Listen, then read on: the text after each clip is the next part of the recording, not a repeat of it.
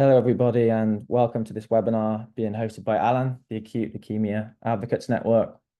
The topic of today's webinar will be on unraveling the key topics from EHA, or the European Hematology Association conference, which took place towards the middle of June. I am joined by two speakers who will be giving their perspectives. But before they do so, I am going to go through a few slides, if it works. Okay, first of all, I'll go through the running order of today's webinar. So my name is James Badman. I represent an organization called Collab Health. We are lucky enough to work alongside Samantha and Alan and are supporting this initiative. I will go through a few welcome slides before handing it over to Dr. Pramila Krishnamurthy, who is from King's College London.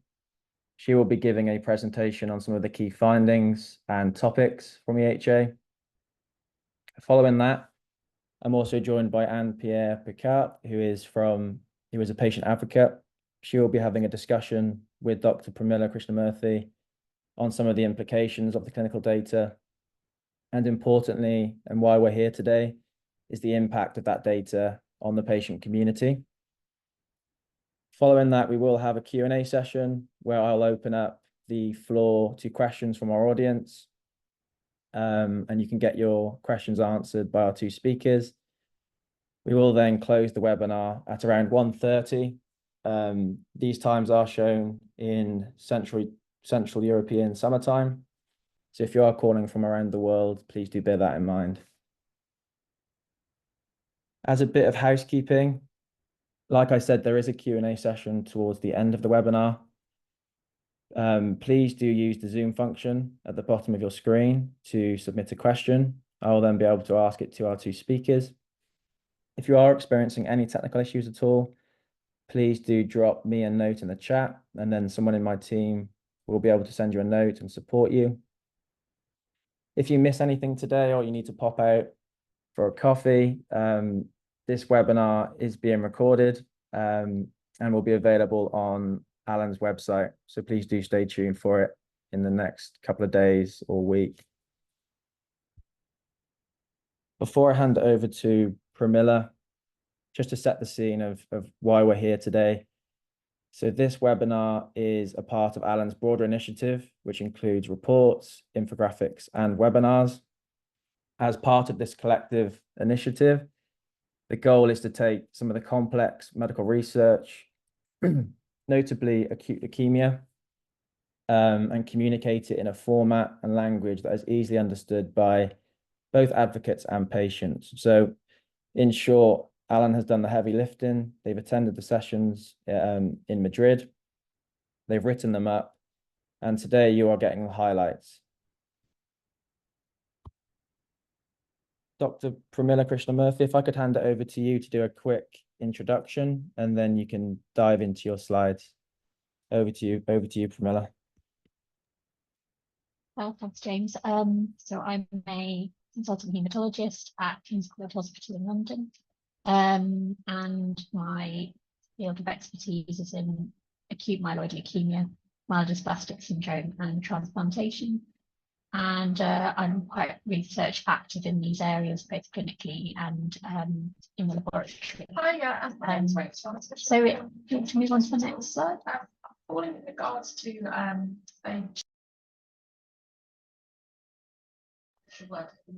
so the first presentation is around acute promyelocytic leukemia.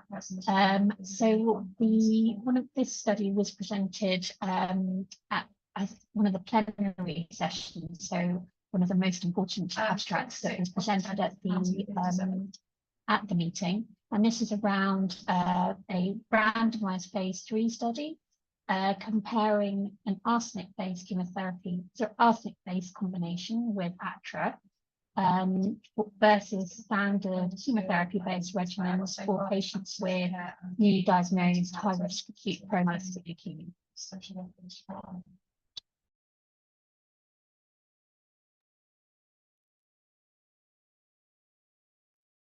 So just to go over the background for this, currently patients who have acute promyelocytic leukemia, which is one of the subtypes of acute myeloid leukemia, that actually does very well with treatment in general, although early on in the diagnosis, there's quite a lot of complications that can happen due to the disease itself, which are mainly around bleeding and clotting problems.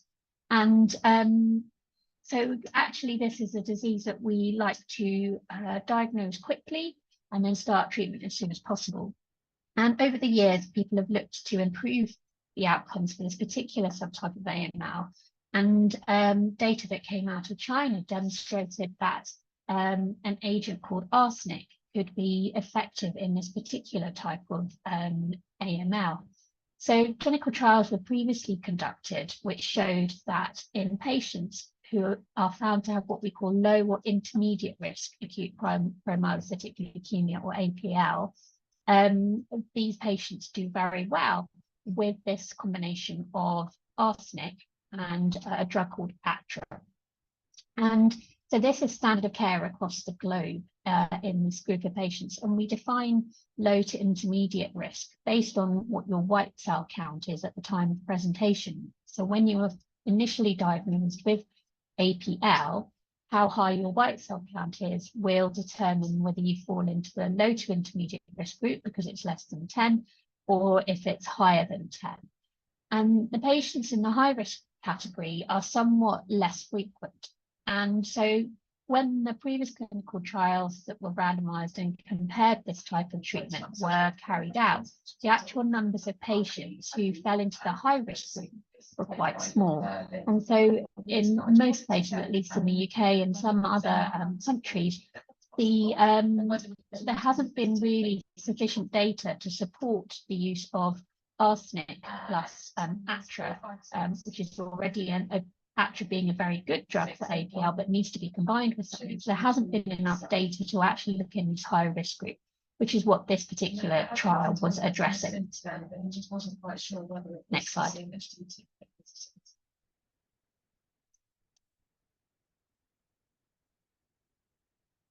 So the study was called Apollo, and it was conducted in a number of countries in Europe, such as Spain, Italy, Germany. And as I mentioned, it was for patients with newly diagnosed acute promyelocytic leukemia, or APL, who had a high white cell count at diagnosis over 10. And patients were randomized, they were computer selected, whether they should go to standard treatment, which is arm B, where they received chemotherapy. So standard sort of the historical sort of old type chemotherapy that we've used, combined with this drug Atra, or they received arsenic, which was the new trial drug, combined with Atra tablets. And the scheduling was as per sort of previous studies. So next slide. So in this study, there were about 70 patients, just under 70 patients per arm, and the patients were well matched across the two groups. Next slide. So the initial things that they looked at and presented data on were what the effects of these treatments were in patients.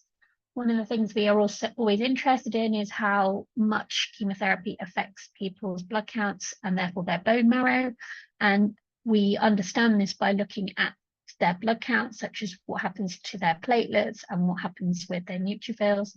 And overall, the data suggests that the arsenic and Atra combination cause people to have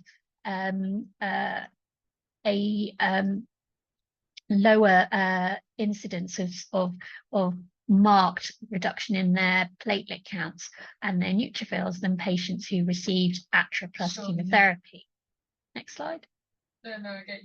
So also an important question is how effective these treatments are. And in terms of getting people into remission, there was no difference between the two arms. And there was also no difference in a number of patients who died early in treatment. So that's what we call death before reaching CR. So these are generally people who die very early. in the course of treatment. And this is unfortunately one of the issues with this type of leukemia, that it behaves very aggressively in the first couple of weeks of diagnosis. Can you, next slide, please? So the first sort of outcome analysis was around event-free survival. And what you can see is that the ATRA and ATRA and arsenic patients with the orange line had a better event-free survival, and this was significantly improved compared to receiving ATRA plus chemotherapy. So by event-free survival, we mean people experiencing things such as relapse or having evidence of their leukemia returning. And these data are kind of similar to what we have seen in patients in the low to intermediate risk group. So what we're saying is that even in these high risk patients, it seems like the ATRA and arsenic combination significantly reduces the risk of the APL returning compared with an ATRA and chemotherapy combination. Next slide. Appreciate it. Thank you. And the overall survival, so overall survival tells us you could still, whether you're still alive, but you could still be alive with or without disease. So if you notice, there's no difference in overall survival for these two regimens, but actually what probably has happened is that those patients who were in the ATRA and chemotherapy arm who subsequently relapsed, because we saw from the previous slide that they were more likely to be relapsed, they would have received ATRA and arsenic and then responded well to that. And so actually overall their survival is the same, because it's possible to treat them when they relapse, although a proportion of those patients may not survive, and that's why there is a difference in the survival that you can see on those graphs, but it's not a significant difference. Next slide. So to conclude, the new sort of combination schedule using arsenic in this patient group that has what we call high risk APML, high risk of relapse, that this type of chemotherapy regimen, which effectively doesn't use the sort of conventional chemotherapy we've always used, seems to be superior. And so these were the initial data. They are keen to continue to analyze the data more fully, and no doubt this will be published in due course. But the hope is that once this is published, this may make arsenic and ATRA available to high-risk APL patients as well. Next slide. So the next abstracts are around acute lymphoblastic leukemia. The first study is a UK study, the Altogether study, which is looking at patients with intermediate and high risk leukemia, but who also have Down syndrome. So this is a specific clinical trial assessing treatment for ALL, acute lymphoblastic leukemia, in patients with Down syndrome. And the reason that we need such a study is that children and adults with Down syndrome who develop ALL, of which there is a higher risk for these patients developing ALL because of their Down syndrome, that they unfortunately tend to do worse with current sort of standard chemotherapy options. So the reasons for that are their ALL itself behaves more aggressively, but also they tend to cope worse with kind of the standard types of chemotherapy regimens that we have used, these old types of chemotherapy, a bit like what I've already mentioned in the APL study. So newer, more sophisticated drugs have come into action in diseases such as ALL, and one of these is blinatumomab, and this is actually what we call a T-cell engager. So effectively, this is a protein that binds to a couple of markers, one called CD3, which is on T cells, and one called CD19, which is on the ALL cells.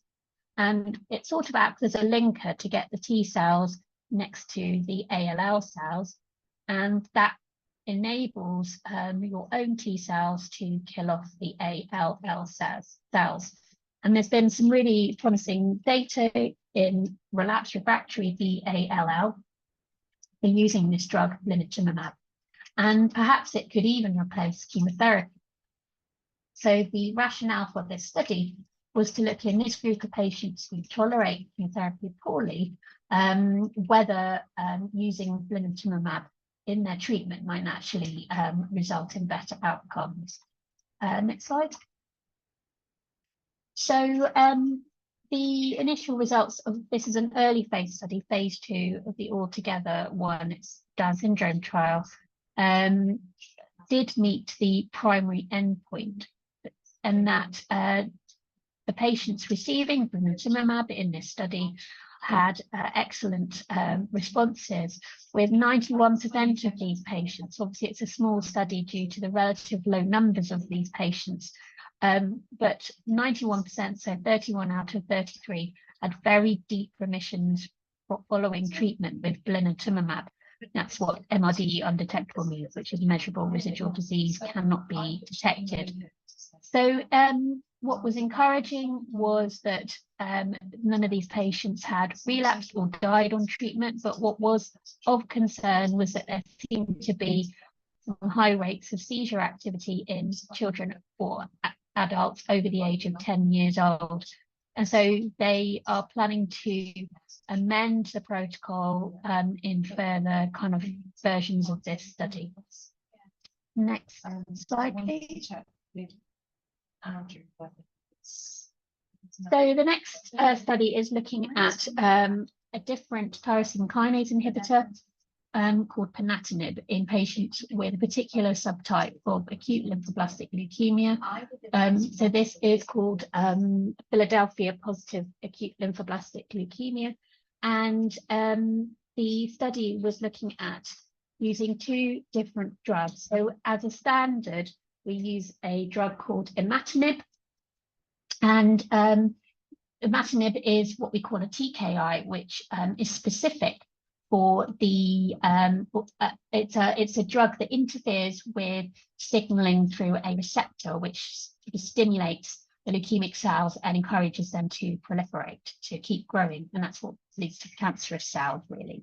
So by targeting specifically this tyrosine kinase receptor, with initially historically a drug called imatinib, which has been effective, this is combined in this particular type of ALL, which is Philadelphia positive, to improve outcomes. But the question is whether a newer type of tyrosine kinase inhibitor called ponatinib might actually be better. And that was what was being addressed in the phase 3 Falcon trial.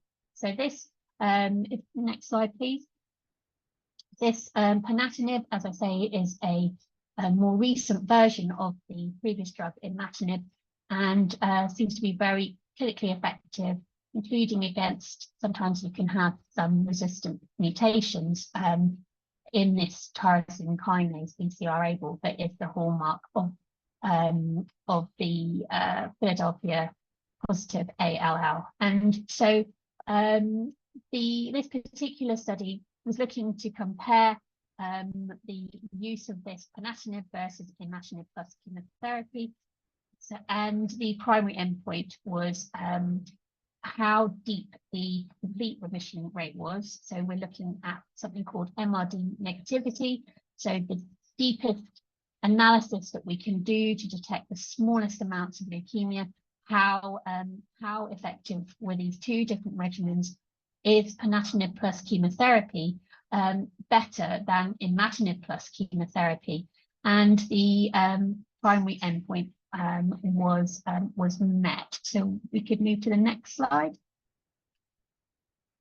So if you look at the 2 arms, again, they were reasonably well balanced across the 2 groups. Next slide. And so this is this data about reaching MRD negativity. And although the differences between the different groups, so they've given you the overall results for the whole group, and then they've broken down by age group, and then by the particular molecular abnormality that the patients have in the far right. Across these different subgroups and overall, there wasn't a statistically significant difference. However, what appears to be seen is that ponatinib tends to give deeper responses than imatinib when combining with chemotherapy for ALL when given upfront. Next slide. And this also seems to translate into what we call progression-free survival. So progression-free survival essentially means that the disease starts to recur again. And in a way, this relates back to the last slide, which I showed you. Ponatinib gives you deeper responses, which appears to also be translated into longer responses. So you have a deeper remission, and then you have a longer time in remission with the ponatinib combination compared with imatinib. Next slide.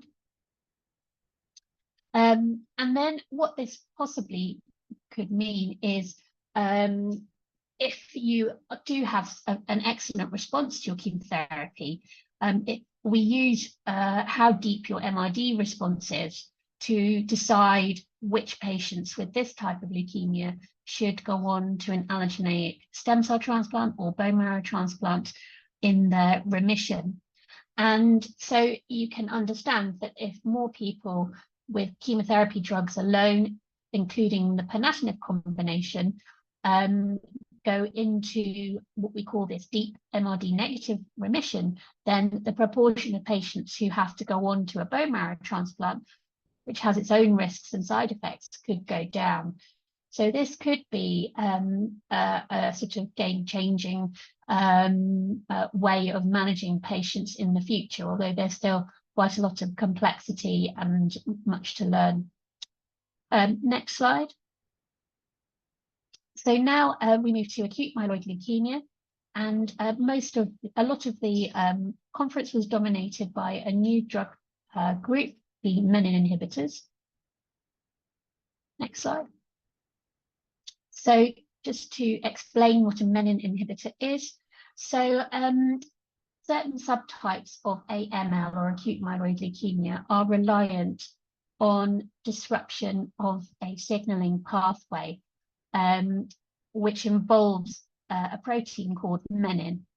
And the types of AML that work through this pathway, so this is about what happens inside the cells and what instructions are being given to the cells to make them cancerous. When you disrupt that with a menin inhibitor, you tell the cells to stop dividing, kind of with, just dividing and not developing into the normal blood cells that they should be. So normally a stem cell, which is not leukemic, would ultimately give rise to more mature cells, such as our platelets, our red blood cells, and our white blood cells, including neutrophils, etc. So that's what we call differentiation. But in these types of leukemia, and in particular, the most common ones are AML with a KMT2A rearrangement or NPM1 mutation. One of the reasons that the leukemia persists is because the stem cells that have had a faulty change in their genetic machinery to become leukemic continue to divide and grow, and instead of becoming the mature cells, they remain as these immature leukemic cells or blasts, and that's really what AML is. So there's been a lot of excitement around menin inhibitors because this is a new drug pathway that we can use to attempt to treat this type of leukemia. Next slide. So there have been some issues with these menin inhibitors, of which there are several that are either in development or already being studied in clinical trials. None are currently available outside of clinical trials, at least in Europe.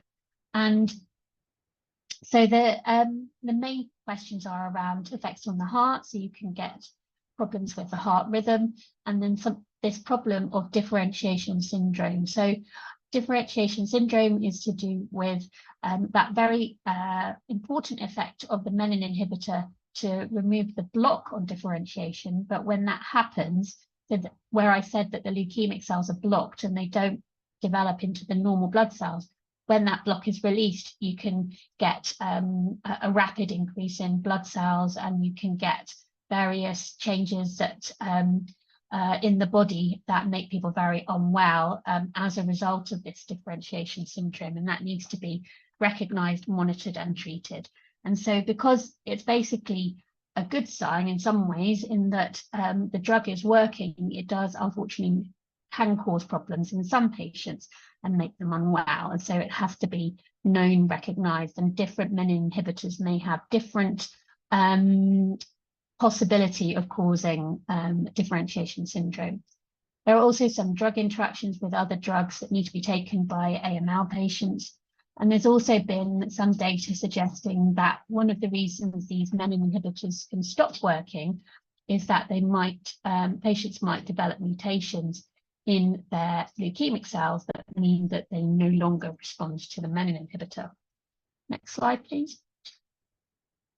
So the studies that were presented at EHA include this first one. This is a drug produced by the company Sumitomo, and it's called DSP-5336, and they presented some early first-in-human phase 1 and 2 data in patients with relapsed refractory acute leukemia. And so they provided some results from the initial, what we call dose escalation, as they tried to find the right dose in patients to be effective. There was also data from J&J about their newly named drug, bleximenib, which is being studied in a number of ways, both frontline and in relapsed refractory patients, and either in combination with non-intensive treatments such as venetoclax and or azacitidine, and also with chemotherapy. And then balimenib, which is actually much further back in its development, and some preclinical, what we call preclinical or laboratory data was provided on that drug. Next slide. So the data for the DSP-5336, which was looking at this phase 1 dose escalation or optimization, and then went into what was called phase 2 dose expansion. So patients who had relapsed refractory acute leukemia, whether this is acute myeloid leukemia or ALL, acute lymphoblastic leukemia, were eligible, and there was no focus, no limit on what previous therapy patients had. And they focused particularly on these two groups that I've already mentioned, the KMT2A rearranged and NPM1 mutated leukemias. And the drug was well tolerated.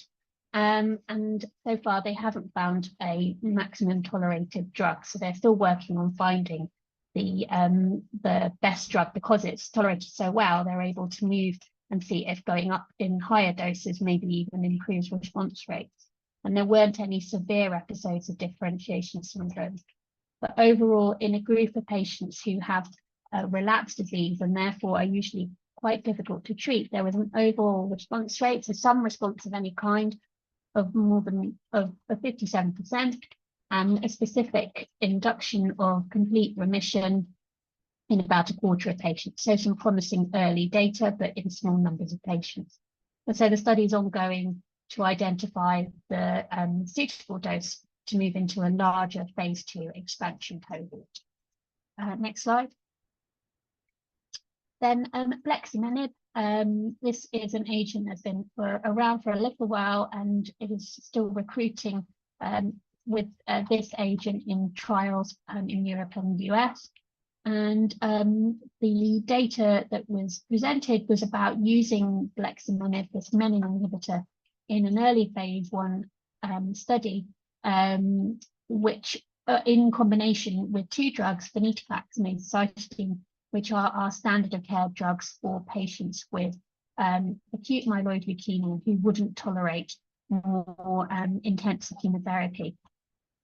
And what they observed was that bleximenib combination therapy was well tolerated. There were some episodes of differentiation syndrome, and one was quite severe. But overall, the data does seem to, again, look promising, with overall response rates in a small group of patients of almost 80%, which appears to be higher than what we might expect with venetoclax and azacitidine alone. So again, interesting data, and even in some patients who have previously received venetoclax, which is often a group that doesn't respond well to subsequent treatment after they relapse, these patients could also show a response to the combination, even so being re-challenged with venetoclax and azacitidine, but in combination with bleximenib, could actually rescue some people who were relapsing. So the study is ongoing, and again, they're trying to identify the best dose of drug in combination. Next slide.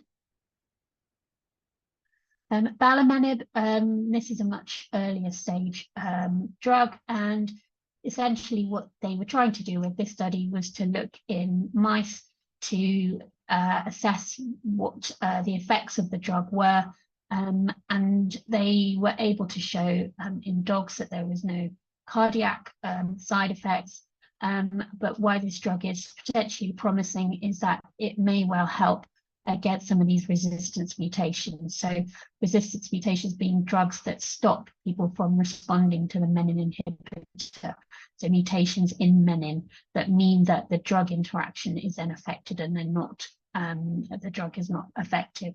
So I think the data was interesting, and we'll need to move into humans to understand more about how safe they are. Next slide.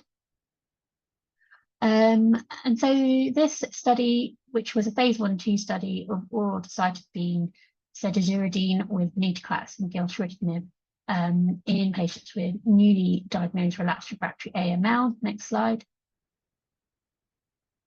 So I've mentioned that the standard treatment for most patients around the world, if they are older and not able to tolerate intensive chemotherapy, is a combination called venetoclax and azacitidine. And whilst this combination can be very effective and improve outcomes so that people can survive longer with a median survival of about 15 months compared to just 9 months with azacitidine alone, there are certain subgroups of patients who don't respond as well. And one of those subgroups are the FLT3 mutated AML patients. And so there's been a lot of work around trying to understand whether if you combine a FLT3 inhibitor with azacitidine and venetoclax, that can improve the outcomes for these patients. And so this drug, decitabine cedazuridine, is not quite azacitidine, but it's a similar drug. But one of its advantages is that it is oral. So currently, venetoclax and azacitidine requires the use of subcutaneous azacitidine, so an injection under the skin on a daily basis for 7 days, which is obviously not something that people really like to continue with for long term. But as things stand, the data suggests that once you start that treatment, if you're responding, you need to carry on indefinitely, because there aren't enough data to tell us when we can, or if we can, stop treatment. So this is why this is an attractive combination, because you could combine both 3 drugs that are all oral in a group of patients who may not fare as favorably with the standard treatment. Next slide. So this was a single center study in America, and these are just early data looking at initially phase 1 dose escalation, so trying to find what doses of drugs would be tolerated, and then once they have confirmed that, to expand into what we call phase 2 dose expansion. So once you've chosen the dose that you think is effective, you move on and test that in a larger number of patients. Next slide. So there are 2 types of patient included in this study, both the newly diagnosed AML patients and then relapsed refractory AML or MDS patients. And you can see that the relapsed refractory AML patients there were more AML patients really than MDS, and that in the relapsed refractory group, most people had received previous venetoclax and azacitidine, and a smaller proportion had previously received a FLT3 inhibitor, and some had previously undergone a stem cell transplant. But that obviously wasn't the case in general for the newly diagnosed AML patients who hadn't really had previous treatment. Next slide. And if we look at the overall response rate, again, this is quite promising in an early phase non-randomized study. In only 7 patients, however, there was an 86% overall response rate and a complete remission rate of 71%. In the relapsed refractory cohort, there was an overall response rate, so having some kind of response of 44% and a complete remission rate of 17%. And most people responded quite quickly within 1 cycle, and some patients went on to have a bone marrow transplant. Next slide. And here you can see, again, it's hard to interpret such data when there is a very small number of participants. And so we will need to wait for the data from larger phase studies. But the data do suggest that certainly in the newly diagnosed group, we're seeing some good responses, but I think it's a little bit early as yet to be clear on what we're seeing. Next slide. In terms of safety, the sort of usual frequency of side effects we're seeing, one of the things that people will be most interested about is what the impact is on cytopenia, so making people's blood counts drop, but also the risk of infection, because we know even with venetoclax and azacitidine, they can cause your blood counts to drop quite significantly and for prolonged periods. And therefore, if you add another drug into the mix, how much will that affect things? And there weren't any, there obviously were episodes of prolonged neutropenia and of infection, etc., but probably not above the rate that we might expect in this type of population. There were a couple of people who died in the relapsed refractory cohort, and that was due to infection. Next slide. And so I mentioned that there can be issues around the dosing of these drugs, and so what people did was to early assess the patients by doing a bone marrow to see if they could stop drugs early, and then they tended to reduce the doses of treatment thereafter in subsequent cycles, and that seems to be able to help with managing things. Next slide.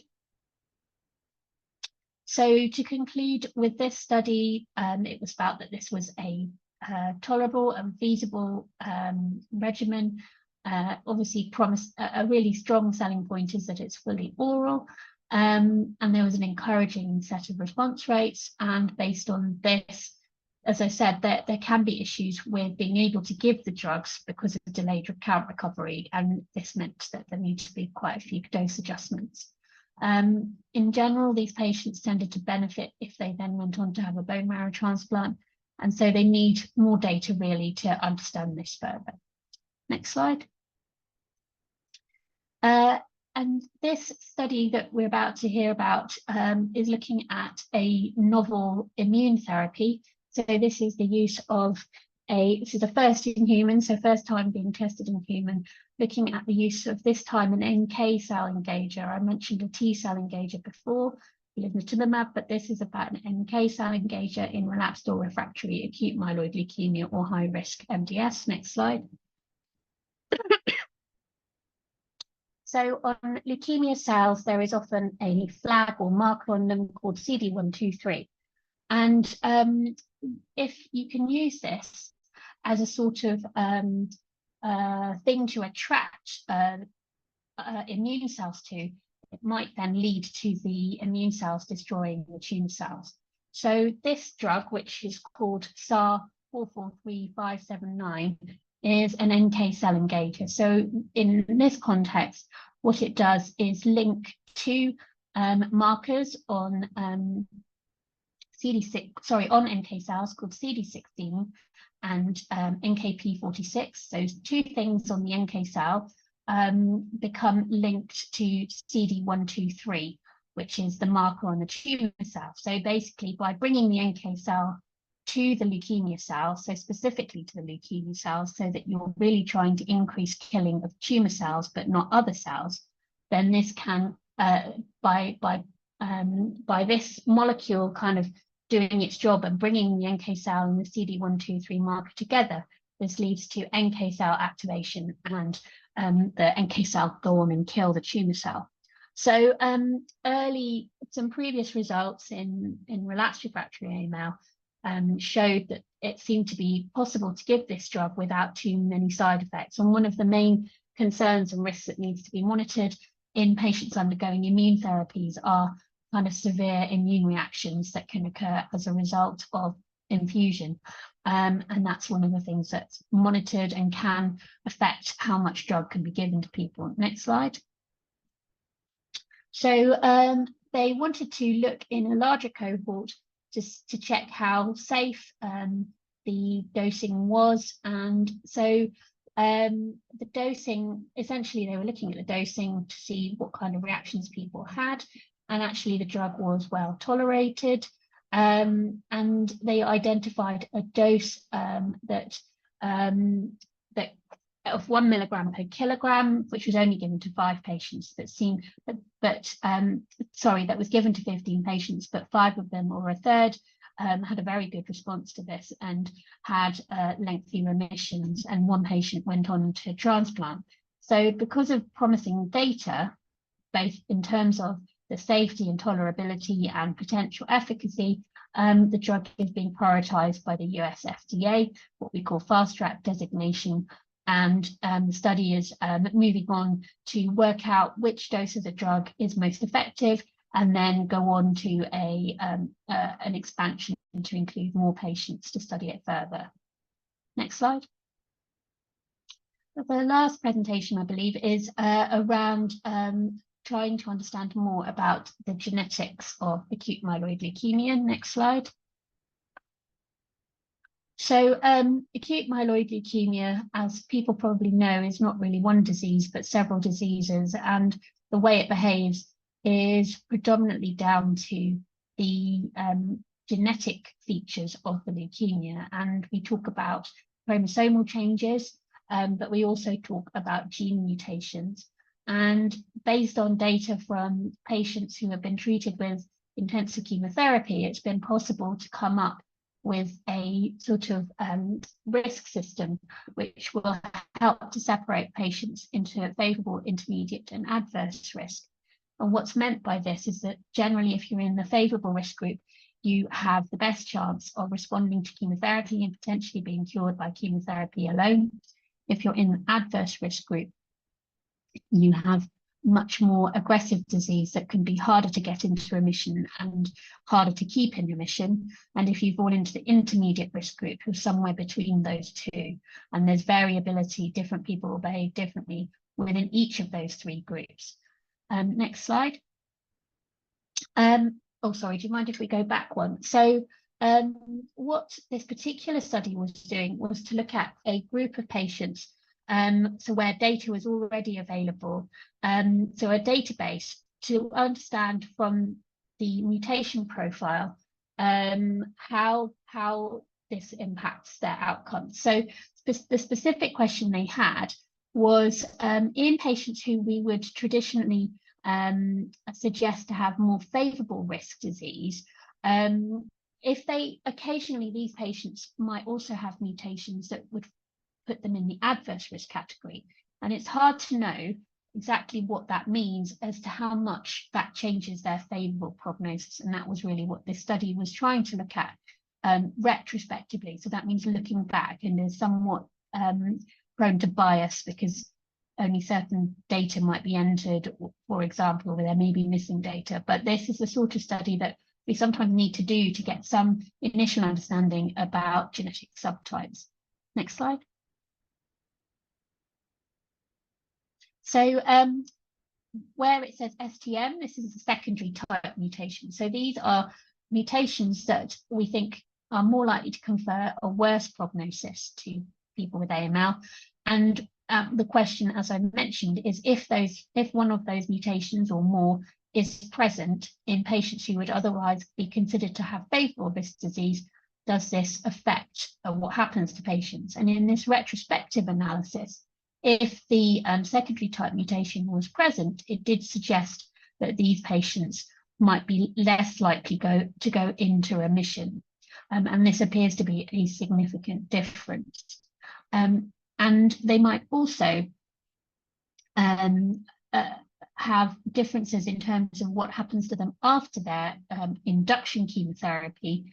So if they may be less likely to be able to proceed to more chemotherapy. And this might be because often patients with these secondary type mutations tend to have lower blood counts after recovery from chemotherapy and may not tolerate further chemotherapy particularly well. Next slide. So what they saw was when they looked back at these patients, there did appear to be a significant impact on overall survival. So in the blue line, if you had one of these secondary type mutations present, you had reduced overall survival. If you in the red line, if you had one of these mutations present, you had reduced overall survival compared to those people who didn't have the mutation. So you were less likely to survive longer term. Next slide.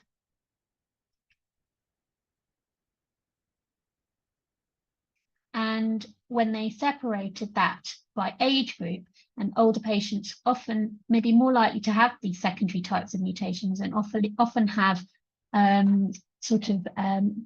biologically more aggressive disease, the difference was much more marked in patients who were older. So if you were over 60 and you had one of these mutations, you follow the red curve on the right, you had worse overall survival compared to other over 60-year-olds who did not have one of these secondary type mutations.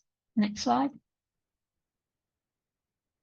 So certainly a proportion of patients, around 15% of what you would normally consider to be favorable risk type patients, had these what we call secondary type mutations. And from this data looking back, it does seem that these impacted on both their chances of going into remission and their longer term survival. And this was most marked in patients who were over 60 years. And so in future, maybe we will need to understand more with more data in a bit more detail what these mutations mean, but also to combine it with something called the MRD response, which I've already mentioned today. But that is also a dynamic assessment of how well somebody is responding. So perhaps by combining MRD and these mutational profiles, we may find, and also based on changes to the types of treatments we're now available to give to patients, it will be interesting to see going forwards whether these observations are still held.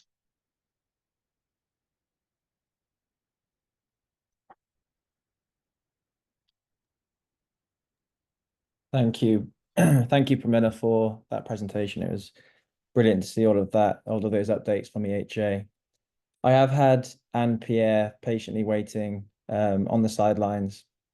And this next part of this webinar will be an open discussion between Anne-Pierre and Pramila on some of the clinical findings. And what I'd really like to get out of this part of the webinar is what this really means for the patient community. So if it's okay with you, Anne-Pierre, I'll hand it over to you to do a quick introduction, and then you can have a discussion with Pramila. Thank you, Anne-Pierre. Thank you. I'll be very short because we only have like 11 minutes left, and I'm really keen on those questions that I have. But some of you may already know me. I'm a patient advocate, so I had acute lymphoblastic leukemia 10 years ago and a bone marrow transplant, and I'm a patient advocate for a French patient organization called Laurette Fugain, which is a member of ALAN. So it was a lot of information, and some of it I got, some of it I found quite technical, I have to confess. But certainly, Pramila, I have a question regarding the you know, the APL, the study in APL, the first one that you presented. And something that I found interesting is that there is this notion of like event-free survival was better in the investigation, in the investigation arm, but in the end it didn't have any impact on OS at 2 years time, if I recall correctly. And you mentioned that it could be a new standard of care. So obviously for patients, having gone through this, if you have fewer events over those 2 years, it's always better for quality of life. So would you say that the game changing here is because of the, fewer incidents, fewer visits to a hospital? In the end, the outcome, so survival is the same, but for those additional like 2 years, for those 2 years, patients have fewer visits. Is that why you consider it to be a possible standard of care in those patients? So I think it's a good question. It's a great question, and I think there's multiple things to take into consideration. So obviously, we don't really want anybody to relapse if we can avoid it. So having a regimen that reduces the chance of relapse is preferable. And obviously for patients, knowing that their leukemia has come back and they have to start through treatment again when they've perhaps been off treatment for a while. If we can avoid that, if at all possible, then that's so much better for patients. The conventional types of chemotherapy that we've used in the past include things, so what the drug regimen that we've always used is something called AIDA, which contains a drug called idarubicin, which is an anthracycline. And we know that in a proportion of patients, this will have effects on the heart, and this could be a long-term complication for patients. So and there are other long-term side effects of chemotherapy, and we wouldn't really class arsenic as a chemotherapy in the same way because it's more of a targeted drug. So the other benefits of avoiding chemotherapy are potentially to avoid some of the long-term side effects for patients. But chemo sparing, that's really a key takeaway. It's sparing chemo. Yeah. Thank you. There is, I had one particular interest in the study that you presented on Philadelphia positive ALL. And you mentioned there's a lower proportion of patients that are going to transplant with ponatinib. And probably my knowledge is outdated, but my understanding has been that if you're ALL positive, for years it has been that you had to go to transplant. Is it so now that it's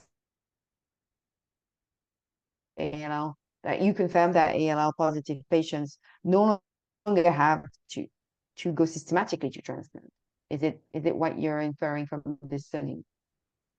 So I should say that I'm not an ALL expert, but I know a little bit about it. And it does seem that historically we would take all patients who were Philadelphia positive to transplant, but with the newer drugs that are now available and the ability to get people into these deep MRD remissions, it does seem that increasingly in the future, there will be fewer patients that we need to take transplant. But I don't think I could give you a much more detailed analysis than that, I'm afraid.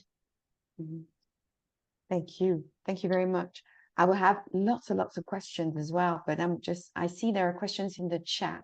So, James, do you want to, considering we have 6 minutes left, do you want to give a chance for participants to that their questions be read and answered?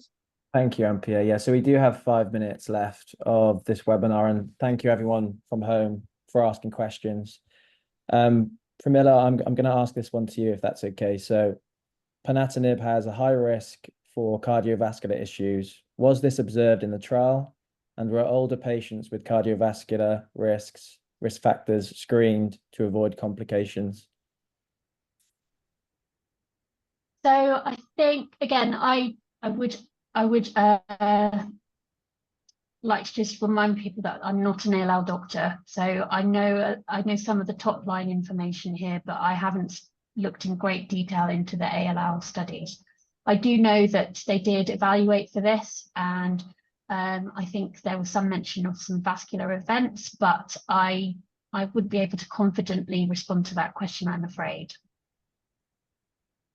Thank you, Pramila. And then we've got a question about MRD negativity. Someone in our audience is not sure they understand. Is this not minimal residual disease? So if you could expand upon that. So MRD, the official term, should stand for measurable residual disease. So we don't like to call it minimal residual disease, because effectively it all depends on what your technique is to measure something. So by that, I mean, as we get more and more sensitive technologies to look for the lowest amount of leukemia, almost the minimal part kind of changes, because it's like a constantly moving goalpost. Because as we get more sensitive technologies, we can look even deeper than we used to before. So instead of calling it minimal residual disease, experts across the field will call it measurable residual disease. But it effectively means the same thing, which is about how deeply someone has responded to their treatment, to much lower levels than we could previously detect. And when we talk about Yes. negativity, then what do we mean by that in terms of the MRD? It means it's below a certain threshold. So all tests are able to detect something up to a certain point, but no test can give you 100% exactly what a level is. But it can tell you, if you imagine, if I had a graph or a pointer, it'd be easier, or I could draw something, it'd be easier to explain. But if you know that your test can detect to a level of, say, 1 in 10 to the 10 to the 4, so that's a very low level, but that's the best, as in that up to that level, your test is confident that it hasn't detected disease.